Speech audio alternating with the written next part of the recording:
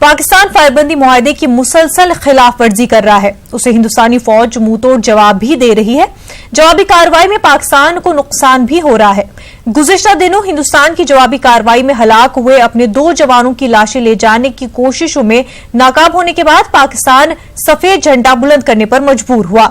Haji Pir sector में पाकिस्तान की जानिब से की गई बिला इश्तियाल फायरिंग का जवाब सरहद पर तैनात जवानों ने दिया, जिसके नतीजे में 2 पाकिस्तानी फौजी मारे गए थे।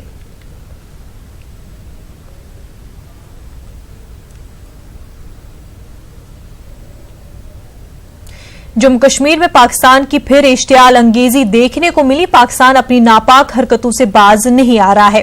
पाकिस्तान एक बार फिर जिला राजौरी के मंजाकोट सेक्टर में फायरबंदी की खिलाफ वर्जी की है।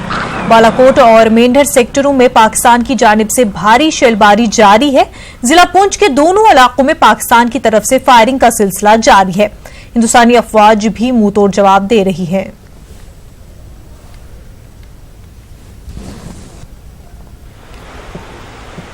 पाकिस्तान की ओर से छोटे और बड़े हथियारों का इस्तेमाल किया। जब फायरिंग हुई है, फायरिंग के बीच में हम बॉर्डर पर रहने वाले हैं, बहुत हमारे को दिक्कतें आती हैं। जैसे हम मोदी साहब से ये गुजारिश करते हैं कि फायर के बारे में कुछ इसे रोकथाम करें। वो स्कूल में बच्चे जाते हैं, बच्चे डरना शुरू हो जाते हैं, हम स्कूल नहीं जाएंगे, फायरिंग हो जाएगी। इसलिए फायरिंग के बारे में हमें इतनी दिक्कतें हैं कि जिसकी वजह से हम बहुत तंगी में आए हैं। दिल्ली में बाबर रोड के साइन बोर्ड पर हिंदू सेना वर्कर्स ने स्याही पोत दी। हिंदू सेना के कारकुनों ने बाबर रोड का नाम तब्दील करने की मांग की। हिंदू सेना वर्कर्स ने बंगाली मार्केट इलाके में लगे बोर्ड पर स्याही पोती। हिंदू सेना का कहना है कि बाबर एक हमलावर था और उसके नाम पर मुल्क में कोई रोड नहीं होना चाहिए। हिंदुस्तान में कई अजीम शख्सियात हैं जिनमें किसी एक के नाम पर बाबर रोड का नाम तब्दील किया जाना चाहिए।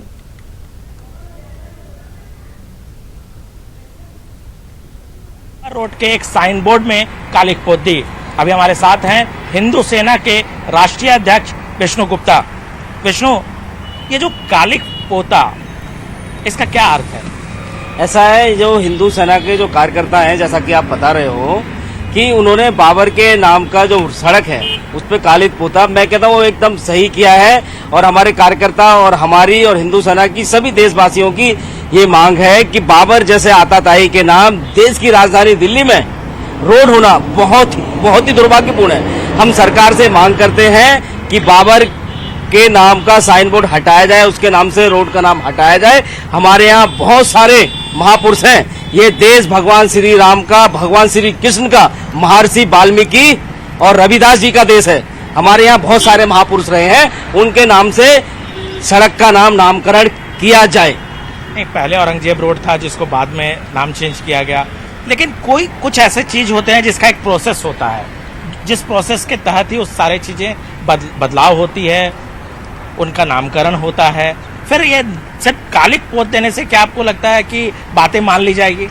ऐसा दिल्ली भारतीय जनता पार्टी का प्रवक्ता है जिनका नाम है तेंदरपाल सिंह बग्गा, उन्होंने भी बाबर रोड का नाम बदलने के लिए गृह मंत्रालय और दिल्ली सरकार को पहले पत्र दे चुके हैं। और हम ये चाहते हैं कि बाबर जो आताताई है, जिसका कोई भी यहाँ नामो निशान नहीं, वो बाहर से विदेशी आक्रमणकारी है, जिसने यहाँ आकर हमारे देशवासियों को और हिंदुओं के ऊपर इतना अत्याचार ढाया, इतना जुल्म ढाया। हमारे मंदिरों को तोड़कर मस्जिद बना दी गई। अभी भी उसका जो केस राम मंदिर मसला सुप्रीम कोर्ट में पेंडिंग है। बाबर का कहीं भी कोई नामो निशान, बाबर यहाँ पैदा नहीं हुआ था।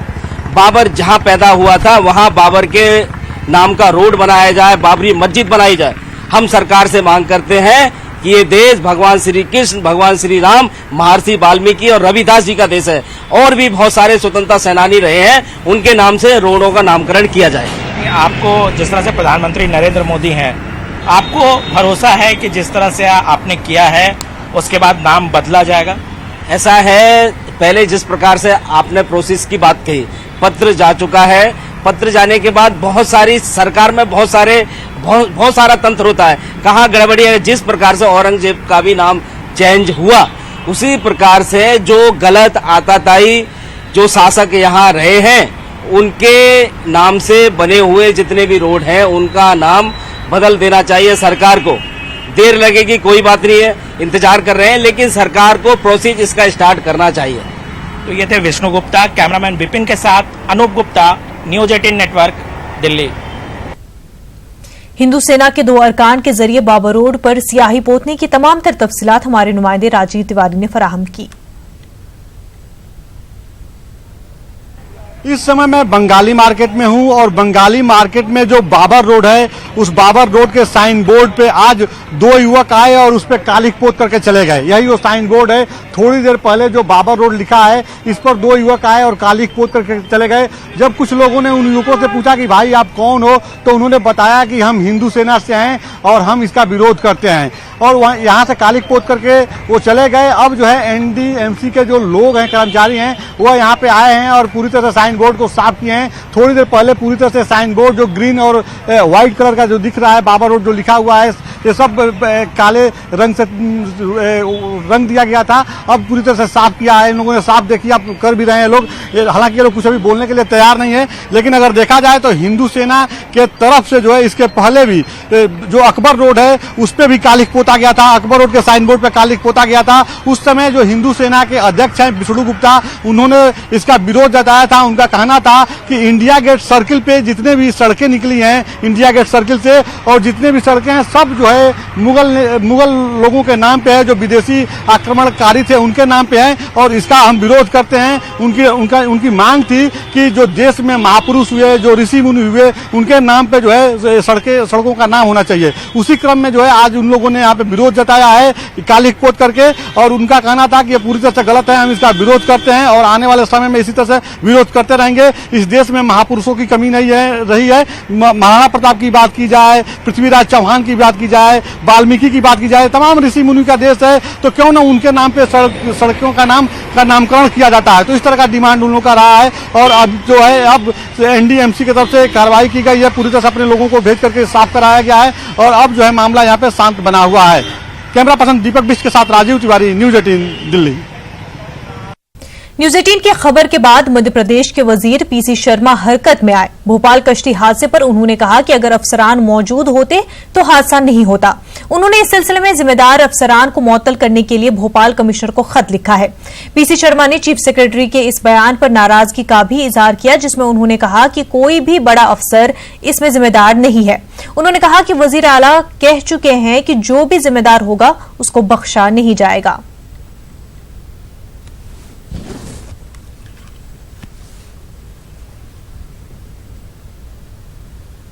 निश्चित तौर पर जो भी अनुशंसाएं होती हैं और जो पहला हादसा हुआ था उससे प्रशासन को सबक लेना था।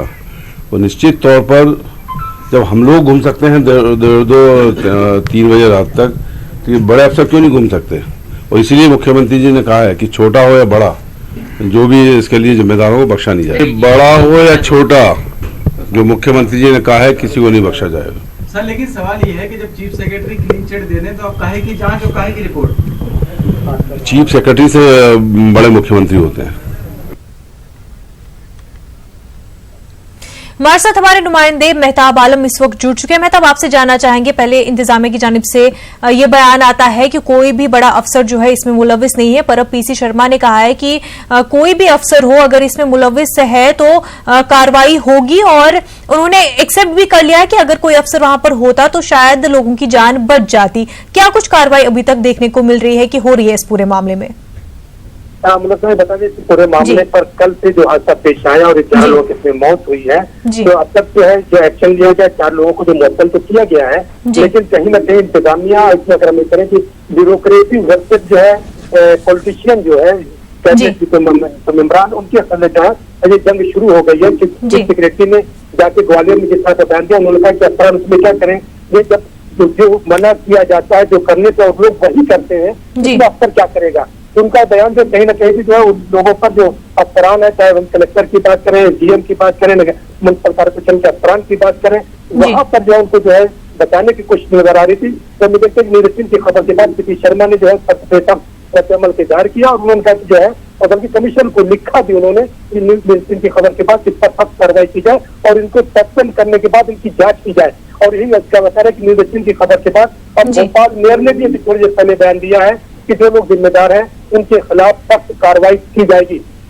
जी, ये भी बता दें कि ये भी बता दें कि आने वाले कुछ महीने बाद जो है मध्य प्रदेश में कारपोरेशन के इलेक्शन है, भोपाल म्युनिसिपल कारपोरेशन के भी इलेक्शन है, तो लोगों को कहीं ना कहीं जो है ये भी दिखाना है कि एडमिनिस्ट्रेशन अपना जो है सरकार अपना काम कर रही है, क्योंकि उनको वोट भी लेना, यही वजह की जो है अगर 2016 में भी उसी जगह पर वाकया हुआ था, 5 लोगों की मौत हुई थी। अगर एडमिनिस्ट्रेशन ने वहाँ पर एक्शन लिया होता, इस तरह के काम किए गए होते, तो शायद ये दोबारा हादसा पेश न आता। जिस तरह खुद कह रहे 2 बजे रात में जब हम लोग जा सकते हैं तो इंतजामिया के अफसरान वहाँ पर क्यों नहीं थे, और वही अगर वहाँ पूरा मामले का जायजा लें तो वहाँ पर जो लोग जो लाइव वोट जो जैसे थी वो सीधे वहाँ पर नहीं थी, और SDRF की टीम भी जो है आधे घंटे बाद पहुंची है, और जो लोग निकले जिनकी जाने बची है, जो लोग तैरना जानते थे, लोग तैर के बाहर आए, SDRF की टीम या दूसरे लोगों ने उनको बचाया नहीं है, वो झूठ बोलकर जो वाहवाही लेने की कोशिश कर रहे हैं।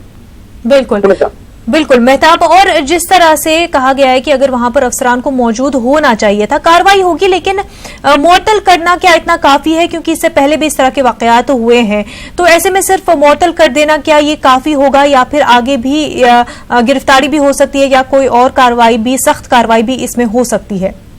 देखिए, इस पर जिस तरह से मीडिया जिस तरह से खबरों को दिखा रहा है, जिस तरह से जो लोगों की जो लोगों ने उनकी हत्या की जिस तरह से नाराजगी सामने आ रही निकल के, उस पर जो है अभी तो ये दिखाई दे रहा है कि मुअत्तल होने के बाद इनके ऊपर जो है और भी आगे की कार्रवाई होगी, लेकिन जो है जिस तरह से जो है चीफ सेक्रेटरी का बयान निकल कर सामने आया और उन्होंने अफसरान का दिफा करने की कोशिश की है, तो उसको ये नहीं लगता कि चीफ सेक्रेटरी से तकरार जो है कहीं से जो है इसको आगे की दी जाएगी। आगे कुछ दिन का भी ताजा मामला है, जिस तरह से प्रोसेस आगे बढ़ेगा, आगे हो सकता है मामला जैसे 2016 के मामले में मामला जांच के बाद ठंडे बच्चे में चला गया था, हो सकता है कि आगे भी इसी तरह से पर्दापोशी की जाए। जी बिल्कुल, हो सकता है कि सिर्फ मुअत्तल कर दिया जाए और उसके बाद कार्रवाई न हो, फिर आइंदा इस तरह के हादसात होते रहेंगे तो उन पर रोकथाम कैसे लगेगी? अगर सिर्फ इतना ही होगा कि सब कुछ दबाने की कोशिश की जाएगी, मुअत्तल कर लिया और काफी हो गया, तो फिर आगे भी इस तरह के हादसे होते रहेंगे?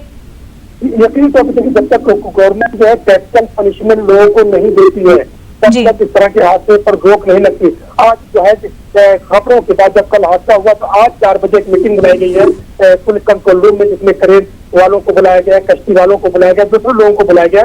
अगर ये प्रक्रिया जो है ये तमाम चीजें पहले कर ली गई होती तो शायद इस तरह का हादसा पेश नहीं आता। आज ये बात चीफ सेक्रेटरी की वजह की जा रही है कि हम लोगों को कश्ती नहीं भेजेंगे, हम क्रेन से जो है मूर्तियों को विसर्जित कर देंगे, तो सवाल है कि चीजें पहले भी की जा सकती थी।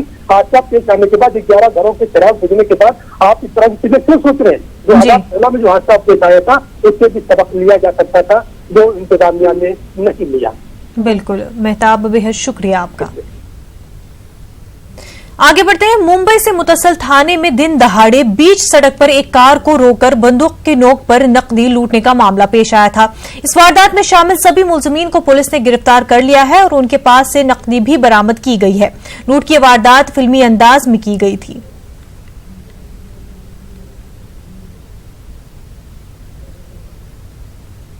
तारीख को रात को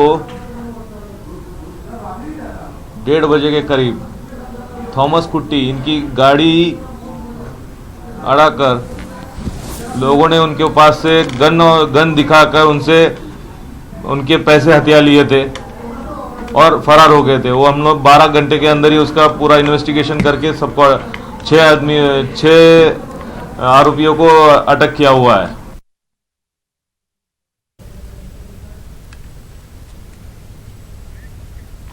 भिवंडी में एक खातून के साथ उसके देवर और उसके 2 दोस्तों ने इज्तिमाई इस्मतदरी की है। सनसनीखेज मामला सामने आते ही पुलिस हरकत में आई और केस में मुलविस 4 मुलजिमीन को गिरफ्तार कर लिया है। गिरफ्तार मुलजिमीन में 2 नाबालिग बताए जा रहे हैं। खातून ने खुद नारपोली पुलिस स्टेशन पहुंचकर मुलजिमीन के खिलाफ शिकायत दर्ज कराई, जिसमें मुतासरा के देवर अक्षय मांजरे और उसके दोस्त गोटूराम और मजीद 2 मुलजिमीन को गिरफ्तार कर लिया गया है। मजीद तहकीकात जारी है। 25 साल की, उसको उसके हस्बैंड का भाई वो ज़बरदस्ती भिवंडी स्टेशन के बाजू में जंगल में ले गया था, तो उसने उसके साथ ज़बरदस्ती किया। वो करते समय और 3 लोग वहाँ पर आए, वो तीनों में से और 2 लोगों ने उसके साथ ज़बरदस्ती किया। उसके बाद उसने पुलिस में आके कंप्लेंट देने के बाद हम महिला पुलिस अधिकारी के सामने स्टेटमेंट लेके वो सबके खिलाफ ऑफेंस रजिस्टर किया। उसमें से 2 आरोपी अरेस्ट है और 2 बाल अपचारी होने की वजह से उनको ताबे में ले लिया। हिंदी दिवस के मौके पर अमित शाह ने लोगों को हिंदी से जुड़ने की अपील की। अमित शाह ने कहा कि हिंदी मुल्क में इत्तेहाद और यकजहती को बरकरार रखने में माऊन साबित हुई है। अमित शाह ने विज्ञान भवन में मुनक्किदा प्रोग्राम में ये बातें कही।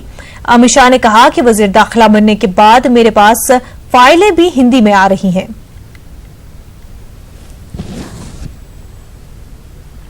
इसकी एक भाषाएं होती है, 2-3 बोलियां होती है।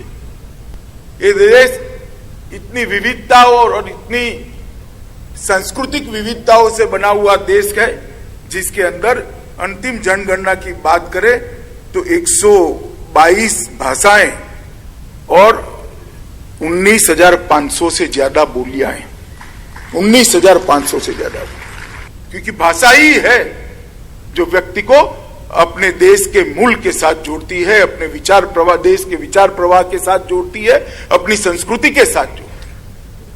मैं आज हिंदी दिन के अवसर पर देश भर के लोगों को आह्वान करना चाहता हूं कि कम से कम बच्चों से तो अपनी भाषा में बात करिए,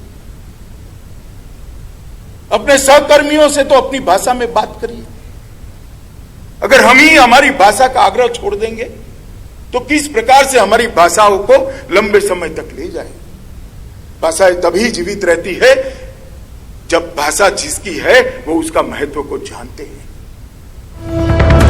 इस वक्त की बड़ी खबर बेंगलुरु से आ रही है। बेंगलुरु में हिंदी दिवस के खिलाफ एहतिजाजी मुजाहिरा। कन्नड़ नवाज तंजीमों ने टाउन हॉल पर मुजाहिरा किया है। तमिलनाडु में सियासी लीडर हिंदी को थोपने के सख्त खिलाफ है। हिंदुस्तान में सिर्फ हिंदी की इजारादारी हो जाएगी, ऐसा वाइको का कहना है। कुमारस्वामी ने भी हिंदी दिवस की मुखालफत की है। इस वक्त की अहम खबर बेंगलुरु से है। बेंगलुरु में हिंदी दिवस के खिलाफ एहतिजाजी मुजाहिरा देखने को मिला है। कन्नड़ नवाज तंजीमों ने टाउन हॉल पर मुजाहिरा किया। तमिलनाडु में सियासी लीडर हिंदी को थोपने के सख्त खिलाफ है। वाइको का कहना है कि हिंदुस्तान में सिर्फ हिंदी की इजारादारी हो जाएगी। साथ ही कुमारस्वामी ने भी हिंदी दिवस की मुखालफत की है। हमारे साथ हमारे नुमाइंदे रऊफ फलोर इस वक्त हमारे साथ जुड़ चुके। रऊफ, जिस तरह से हिंदी दिवस मनाया जा रहा है और अमित शाह ने कहा था कि पूरे मुल्क को जो है हिंदी को अपनाना चाहिए और अपने बच्चों को हिंदी सिखानी चाहिए, लेकिन बेंगलुरु में काफी मुखालफत देखने को मिल रही है। जी रऊफ। तंजीमों ने हिंदी दिवस मनाने की पुरजोर अंदाज में मुखालिफत की है और उनका कहना यह है कि हिंदी को मसल्लत किया जा रहा है। अभी कुछ ही देर पहले वजीर आला एचडी कुमारस्वामी, साबिक वजीर आला एचडी कुमारस्वामी ने भी ये ट्वीट किया है कि हिंदी को जो है मसल्लत करना मरकजी हुकूमत छोड़ दे। और उन्होंने ये बात भी कही है कि कन्नड़ दिवस कब मनाएगी भारत सरकार, ये उन्होंने अमित शाह से पूछा है कि कब कन्नड़ दिवस आप मनाएंगे, क्योंकि उनका कहना है कि कन्नड़ भी जो है एक दस्तूर हिंद में शामिल जबान है और इस तरह से जो है हिंदी को नाफिज करते हुए इनको खदशा है कन्नड़ा तंजीमों को, कन्नड़ा इदारों को, और इसी तरह तमिलनाडु में इसकी भी मुखालिफत सुनने को मिल रही है। तो इस लिहाज से जो द्राविड़ी जबानें हैं उनको खदशा है कि हिंदी की आड़ में जो है द्राविड़ी जबानों को हुकूमत नजरअंदाज कर रही है या फिर इनको कमजोर करने की कोशिश कर रही है। इसलिए ये एहतजाज जो है ये कोई नया नहीं है। इससे कबल भी जो है हिंदी के खिलाफ बेंगलोर में एहतजाज हुए हैं।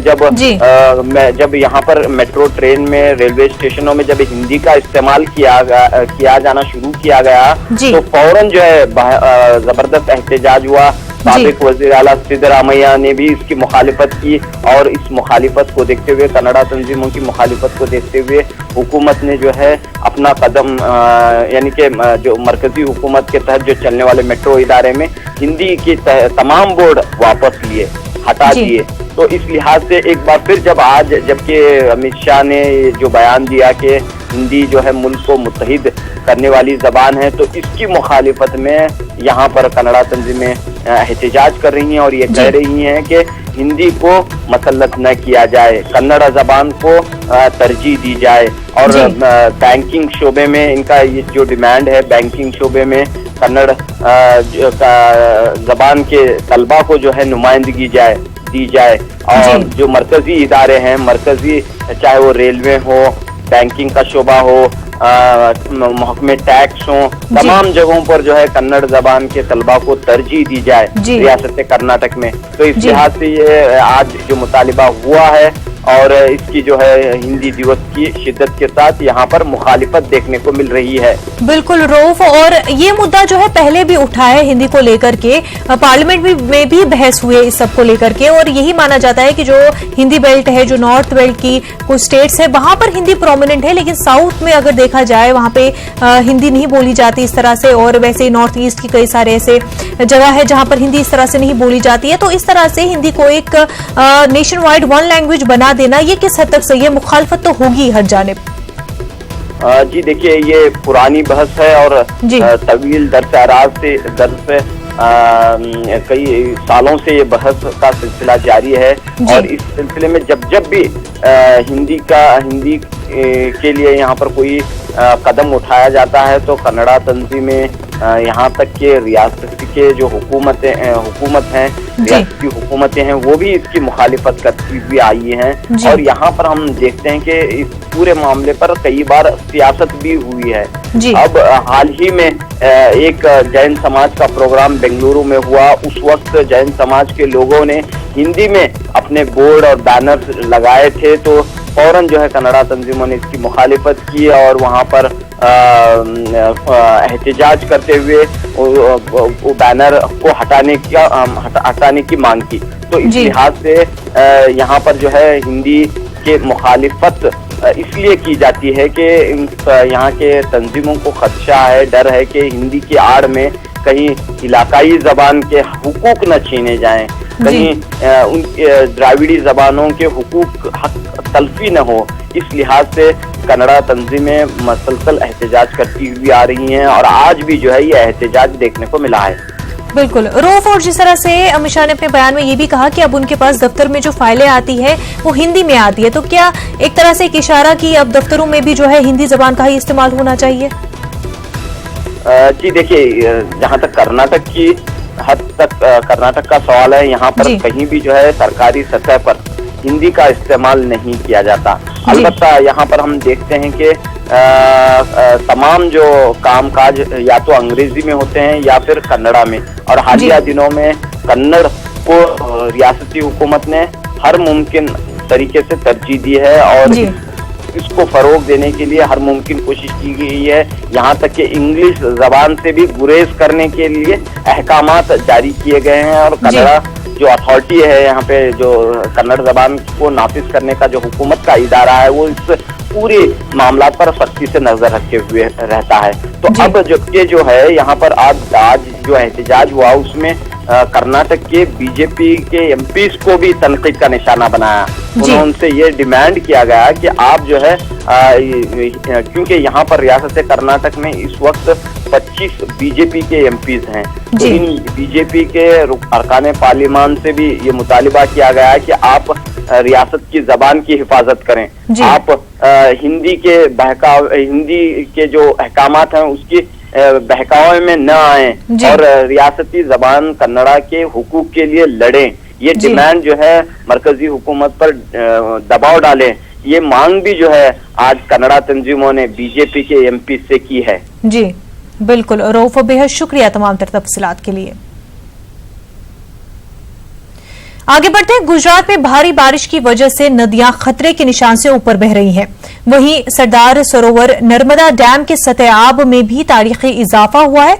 सरदार सरोवर नर्मदा डैम पर पानी की सतह 138 मीटर से भी ऊपर पहुंच गई है। सरदार सरोवर डैम के 23 दरवाजे खोल दिए गए हैं। न्यूज 18 ने सरदार सरोवर नर्मदा डैम से जायजा लिया।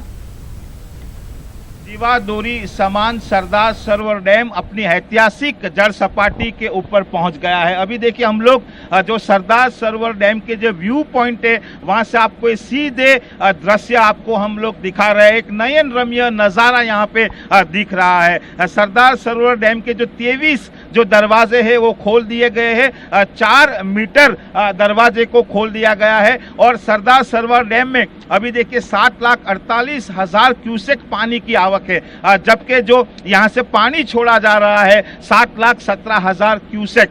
ये देखिए एक नयन रम्य नजारा है, लेकिन जो पानी यहाँ से छोड़ा गया है उसको लेकर जो नर्मदा नदी का जो लोअर लेइंग एरिया है, खास करके नर्मदा, वडोदरा और भरूच जिले के जो 175 गांव है वहां पे बिल्कुल अलर्ट कर दिया गया है। जो स्थानिक अधिकारी है, तालुका विकास अधिकारी, जो मामलतदार है और सभी को बिल्कुल स्टैंड बाय रहने का आदेश दिया गया है। लेकिन जिस तरह से सरदार सरोवर डैम अपनी ऐतिहासिक सपाटी 138.68 मीटर पर पहुंचने की बिल्कुल तैयारी किसके, जिस तरह से सरदार सरोवर डैम का जल सपाटी जो लेवल है बढ़ रहा है पानी का, उसको लेकर एक हिस्टोरिक इवेंट जो आने वाले 17 सितंबर तक बिल्कुल यहाँ पे बनेगा। राज्य बुलेटिन में फिलहाल इतना ही। आदाब।